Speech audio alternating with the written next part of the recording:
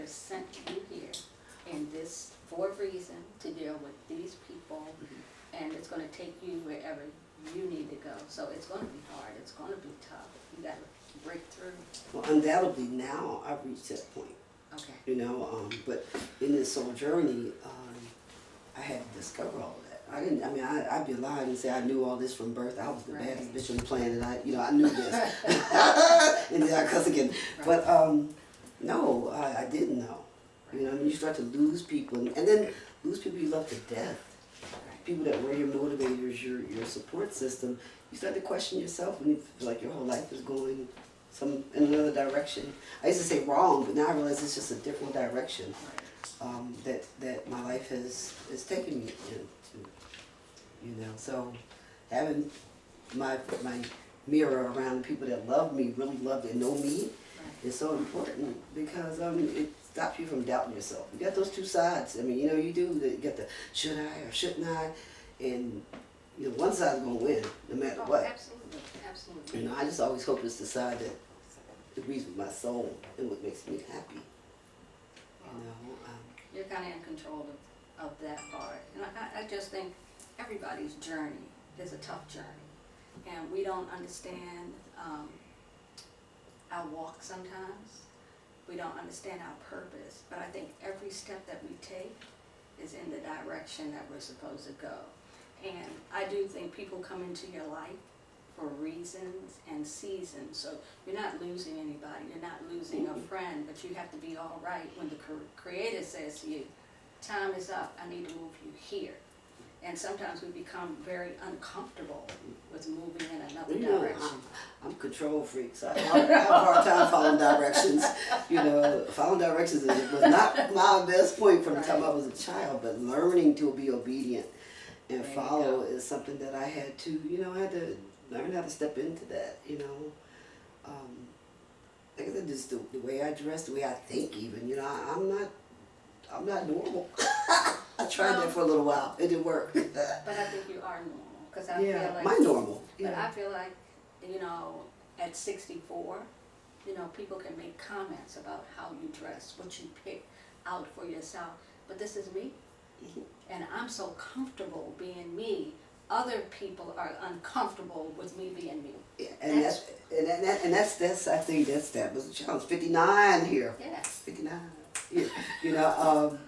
I'm just so honored to be 59 and so blessed. My mom died at 32. Yeah. And for a long time I thought I would die at 32. Right. And now I'm like getting ready to double that, so I'm never worried about that. But like I said, it is when you have, it's difficult. Okay. When you have friends, I'll call them friends, because they are friends on some level, in some way, suddenly they're stepping away. Mm-hmm. Or you're not comfortable around them anymore, or they're not comfortable around you, and I always self-assess. Okay. And for a while, I had to feel like, is it me? Maybe I shouldn't be doing these things. I mean, I'd be lying to say that I was so incredibly confident that it's them, it's definitely them, it's not. No, I always question myself. I always, not second guess myself anymore, but I'll question, okay, Queen, is it you? You do that mirror talk thing. Your mirror doesn't lie to you. But I think, first of all, 59 is how long we have been here. But it has nothing to do with the spirit that lives within inside of you, because my spirit is much younger than the age, but I love the age because you have wisdom. So if you've been here for 64 years, you got wisdom. So again, it has nothing to do with your spirit. Not at all. But I do know, living my life, and I've been single for the last, I don't know how many years, after being in the loving and amazing marriage, and to be single, saging alone is a whole lot different than saging with partnership. Yeah. And that's where I thought my sisterships were so important, and the way people, saw me, or whether they wanted to be around me. I mean, when you have a significant other, whether you're in war and peace, that's your partner. Right. That's your rock right there. And when you don't have that, 20 years I was married and had that, and then when you don't have that, it creates the solo walk. Okay. That I had to learn to accept solitude and being solo, flying solo. Okay. And you know what? I learned that flying solo is a lot less weight bearing, But it was scary, and I think that's where my sister friends and the people around me, I had given them so much power into helping to define me, because whether you realize it or not, when you're in a partnership, and when I was in a partnership, you define yourself with the people you're surrounded. You define yourself by sometimes the people you're around. Okay. I'm a wife. I've been a wife. I'm a mother. And these are definitions that we give ourselves. So, okay, now I'm no longer a wife. My children are adults. I'm still a mama, but I'm no Right. longer that type of mother. And in my friendships, when they kind of fade away, well, what am I? Right. And you know, that was the most powerful time for me lately, was having all of those titles stripped away and rebuilding me, you know, defining who I am, and being so very amazed at all the stuff I put inside of me to So, create me. How did you start redefining who Marsha was after all your titles were stripped away? After kicking her ass and beating her up and being angry with her, you know, I realized I loved her, you know, and I loved her like I loved my children. I loved her like I loved my love mate in my life, but I had to love her even better than that in order to build her to be better and able to love them even Right. more, you know. So I had to start giving myself the same love that I was giving out to everybody else so freely, Okay. you know. Start looking at me the way I wanted to not only be seen, but knowing who I was inside. Right. And there was a time I was 379 pounds, you know, after having my child. And after having my child, and I was on steroids forever, and I blew up to this 370 something pound, 2'2" woman, 5'2" woman. 2'2" would have been even worse, but you know, 5'2", and I loved me so much then. Right. So here I am now, smaller according to society, you know, looking more like what people thought I should look like, but I felt empty. So the question is, I had to fill her up with stuff that I had accumulated along the way that made me who I am, and love her, and love that. Okay. So was that something you started doing on a daily basis? How did you actually start? I mean, did you look in the mirror and is it an affirmation that maybe you used, or decided to go to the gym? How did you do it from day to day to day? Because change is difficult. If you're so used to doing something, so making that change. I don't know. One morning I woke up, I'll never forget the day. I had, I never felt that I belonged here, Okay. you know, and I just got sick and tired of not understanding, and I did like Forrest Gump, you know. I just got up and started to walk one day. I was like, I can't get out of this house, you know. And I started walking, and while I was walking, I realized that I got this clean space to think. Okay. You know, you can't be pissed off, cry, and walk at the same time. You got to figure out something. Right. So I started walking, and I'm like, where are you going? What are you doing? I said to myself at that time, girl, you got to save your soul. You know, I remember shouting that out. And as I was coming back, I'm like, you know, Marsha, you got to stop living for other people, for your children, for your friends, and start living for you, your soul. That's really all that mattered. And I had been fooling around with meditation, and could never get it right, because I'm meditating, thinking about love, sex, relationships, drugs, you know, and I don't do drugs, but I'm thinking about it, bills and other things, and I had gone to a guided meditation group, Okay. and it felt good, and I started doing that, and the more I prayed, and the more I became thankful, the more I was able to meditate, and meditation just gave me that clean space to think, that shut down time. And then I walked.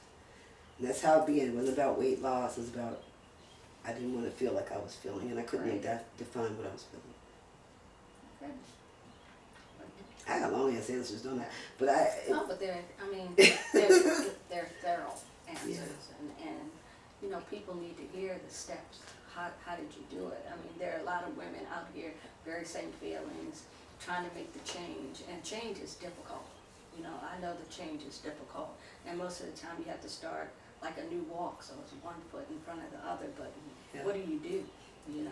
I think it came out of loneliness. I mean, even though I was surrounded by a bunch of people who loved me, I was lonely. I felt that nobody understood. Right.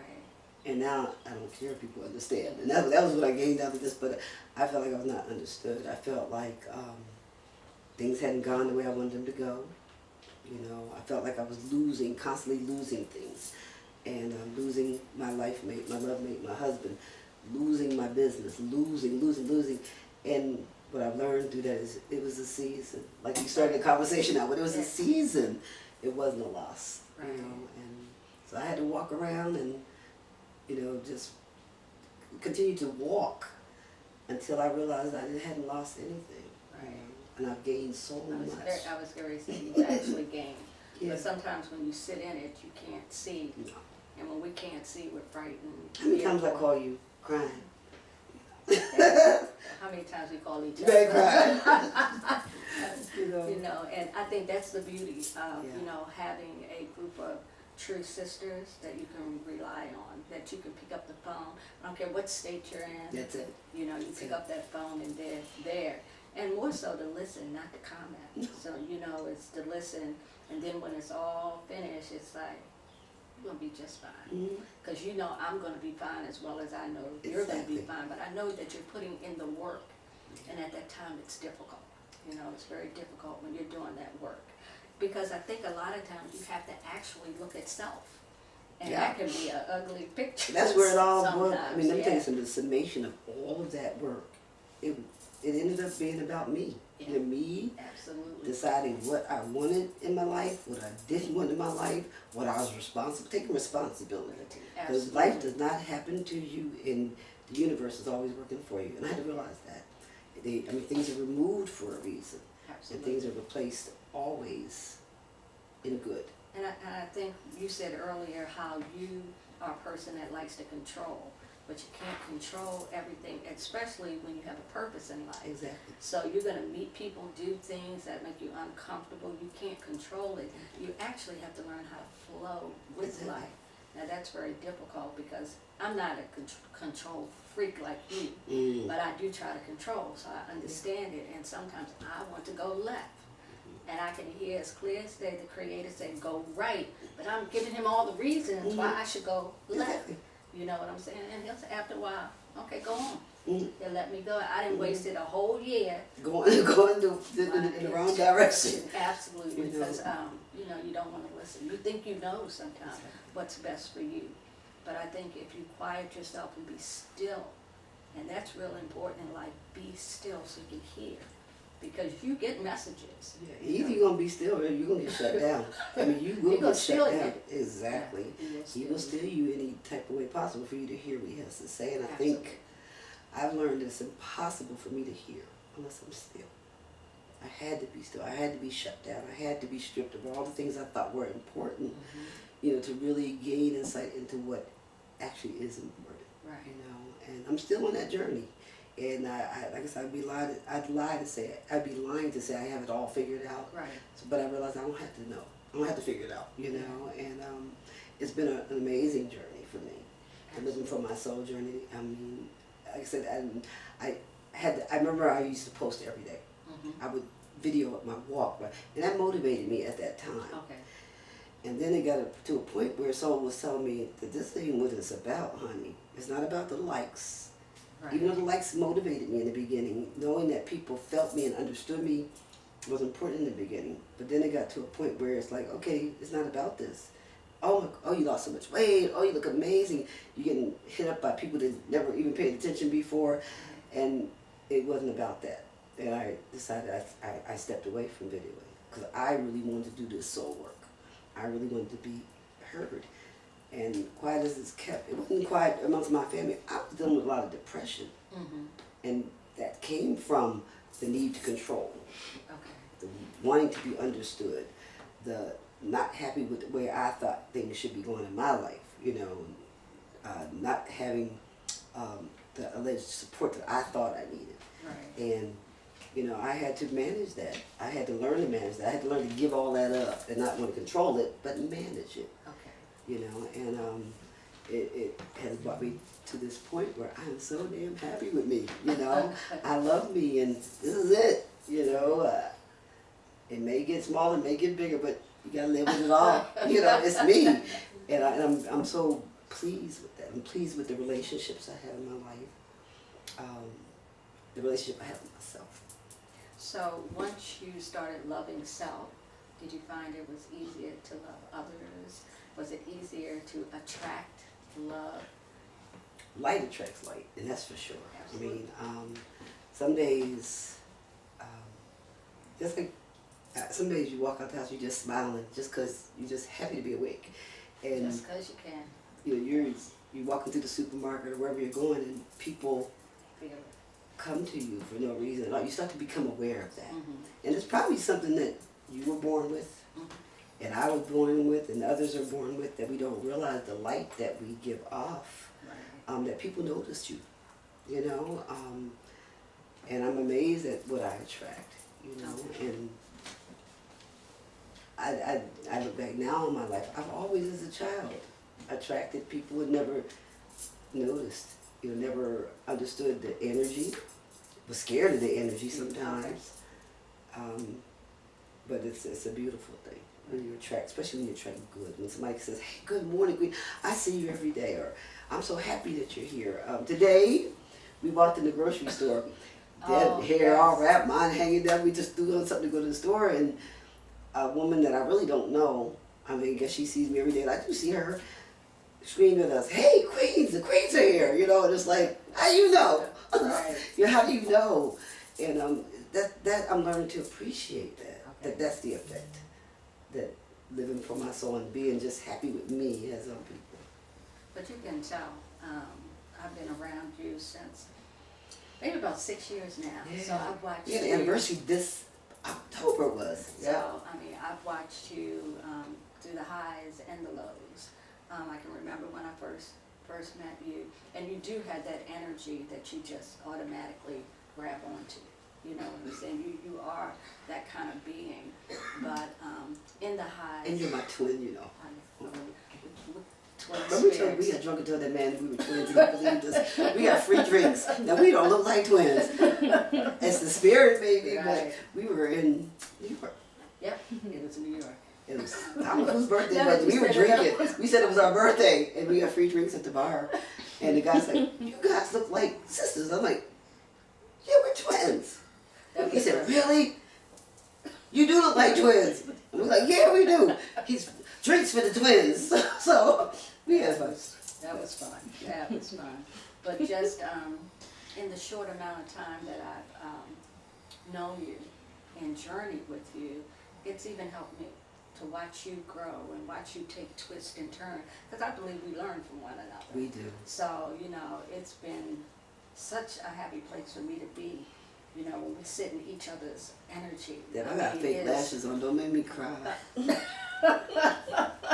You know these But lashes. I do, you know, when we sit in each other's energy, I mean, I can call you on the phone and we can feel each other through the phone, and then we immediately hang up, and then we start to text just Hang right up, off the right. phone. And All right, Queen, we can't stop. All right, see you later. Yeah, you too. Bye. I sent her B, and you Yes. blah, blah, blah. so Yeah. it's been amazing to think about our journey. It started for me with the Real Women Empowerment Project. So that's the starting place and I was just in awe of a black woman that wanted to bring a group of women together for a pajama party and get this movement going. So where did that thought even come from to do a pajama party of women? I think, I don't look at my life. I come from a very, very close family. Okay. And the best times we had was in our pajamas. You know, we sometimes kept them on all day. There was so many kids in the house, and people, they didn't get dressed yet, you know. But I just remember being a girl, being a woman. The most authentic times of our lives were when we had the little girl pajama parties. Absolutely. We would laugh and joke and eat Stay up all popcorn, night, stay up all stuff night, and then as you evolved, I know my cousin Tony and we were the girls, and Oh, yeah. we were only two Tony. girls for a long time. That's when you sat and talked about boys. I mean, that's when you talked about our mates you talked about sex, you talked about stuff you weren't supposed to talk about, you know. And when they turn the lights on, you got the flashlight, you know. That's where a lot of my learning came from, other than my parents, was just being with my girlfriends and formulating these relationships, how we want to be, we were close to one another. Right. And I just thought that, you know, take off your space, your makeup, and all that fake crap, and let's come together, put some pajamas on, and get comfortable. But you know, even with just putting your pajamas on, I remember we had a little, I think it was a parade of pajamas, but the pajamas told the personality of the person. So we had everything from sexy to feet in. You know, you and I was sexy. We were sexy. We had the pajamas coming off the shoulder. And they said, "This is you. That's you." I had the purple ones with the gold trim and it was hilarious. Yeah. But in all those little activities, we were bonding and we were getting to know one another. And in 6 years, I can honestly say, I still keep up with some of the ladies, like Tony, for instance. I can call Tony. And you know, I call Tony anytime Tony, the lights out. Tony, I need to go to the hospital. I mean, yeah. But I just look at her, I met her and found out what her talents were.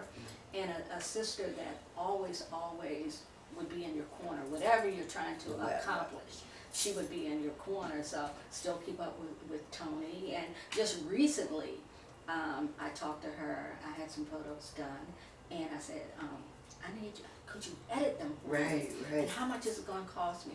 Did a phenomenal job, and at the end of it, she said, oh, this one's on me, don't even worry about it. Now, that's sistership. Love. I mean, to come to the pajama party and leave with connections and keeping up with people and knowing that they love you at the end of the day was really special. And out of the 14, and some were fallouts, but that's sistership. That's the roller coaster that you ride in relationships.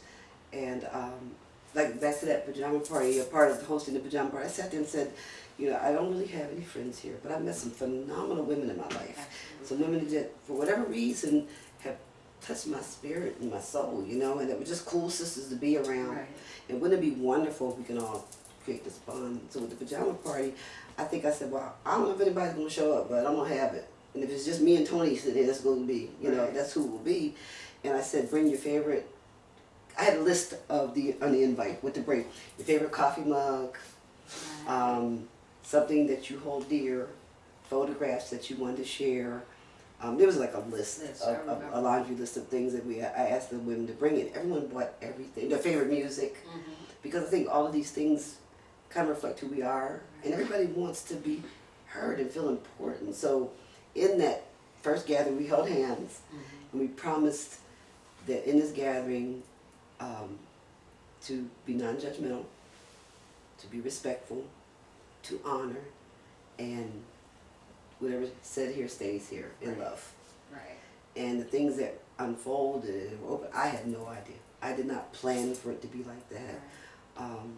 But I think when you went around the room and it was like we're in this circle, like a campfire almost, and we're introducing ourselves and we're telling a little bit about ourselves. And one of the things prior to that, you said, whatever you say stays here. So I think that prompted some women to... It's a safe place. Yeah, and plus they needed to get some stuff out. Because I can remember tears, you know, somebody telling us, you know, story, and there were tears. So right then and there, we had only 14 of us that come together, but the atmosphere and the energy felt so good. We felt safe because we started telling stories at night. I mean, I think if we... And this is the relationship coach in me, and I don't even like to say coach. This is the relationship builder that this is a relationship tool I think is important. Okay. Wouldn't it be wonderful if we met and I could say to you, hi Deb, I'm Marsha. I've been molested in my life and I've been through some things, but guess what, girl, I'm still standing. Guess what? I lost $1 million and owed the IRS $4 million at one time. But guess what, girl? I'm still standing. And you know what else? I'm a lover. I had an amazing marriage. I have beautiful children. But guess what?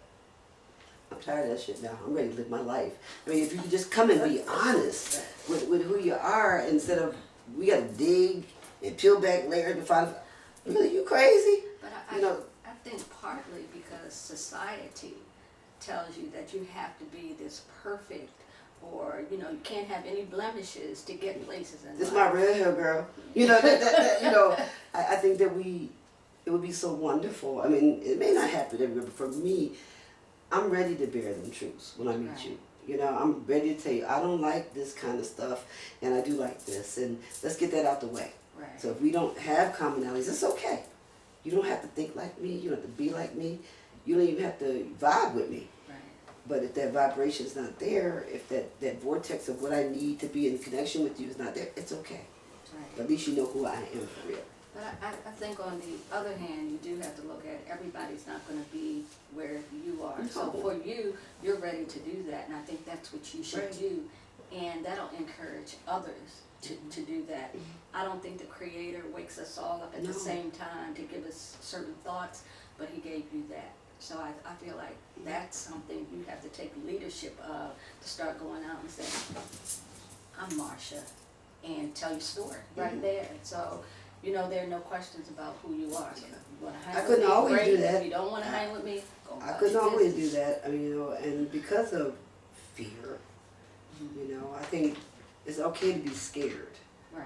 But the Creator did not give us a spirit of fear. There's a difference than being scared and then being fearful. So, okay, I was going to ask you the difference. Fearful, I think when you're scared, you can overcome being scared by facing the fear. Okay. Fearful, I feel, in the times I've been fearful, I felt unprotected. Okay. I felt I had to be protected by something else. Scared, when you're scared, you face that you can face being scared on your own. You overcome that being scared. Right. Some people say you overcome fear, but I no longer accept fear as a part of my life. Because of my spiritual base, which teaches that Source did not give me the spirit of fear, and I'm not going to own that. Okay. So although I might be scared of you, but I'm not afraid of you. I'm not fearful of Okay. you. So that's the difference. I mean, it's a play on. For me, it's not a play on words. It's really an understanding that I had to come to.